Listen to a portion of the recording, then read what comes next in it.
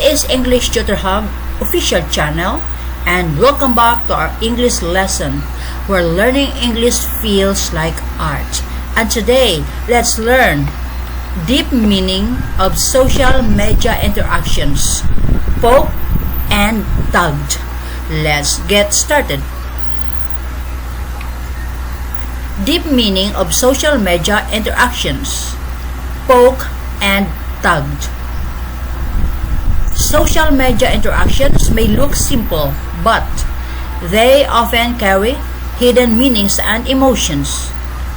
In Filipino or Tagalog culture, actions like poking and tugging can show friendship, attention, humor, or even romantic interest. What is a poke? A poke is a feature once popular on Facebook. It is a simple way to get someone's attention online without sending a message.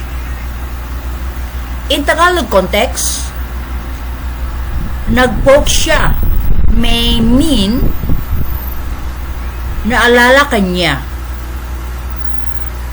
He or she remembered you. Gusto niyang magpapansin. He or she wants attention. Parang pang-aasar o paglambing, like teasing or showing affection. What is tug? Tugging means mentioning someone in a post, picture, meme, or comment. In Tagalog culture, tagging often means kasali ka rito. You are included. Naalala kita. I remembered you. Close tayo. We are close. Sometimes it can also mean pressure or teasing among friends. Example sentences about poke. Number 1, nag-poke si Carlos sa akin kagabi. Baka gusto niyang magpapansin. Why did you poke me on Facebook? Ang simpleng poke minsan may malalim na ibig sabihin.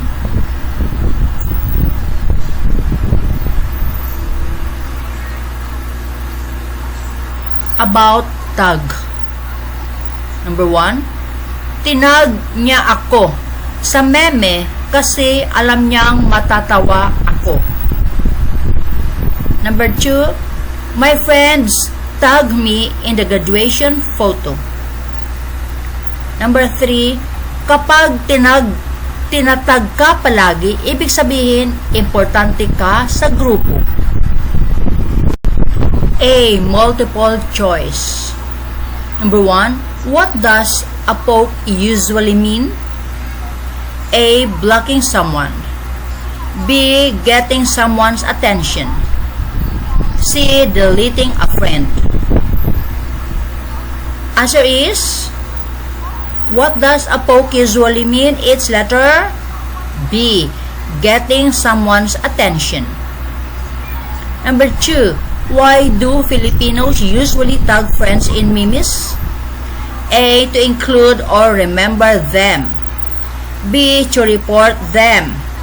C. To ignore them. Answer is, why do Filipinos usually tag friends in memes? Answer is letter A. To include or remember them. Number 3, which Tagalog phrase best describes magpapansin? A. To avoid someone. B. To seek attention. C. To become angry. Answer is letter. Which Tagalog phrase best describes magpapansin? It's letter B. To seek attention. be true or false?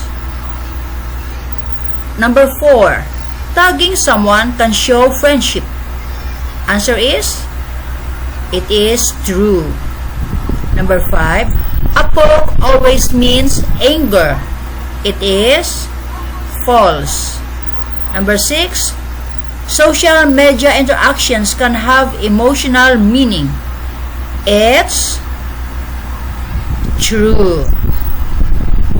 So, this video ends here about deep meaning of social media interactions, poke and tag. Thanks for watching.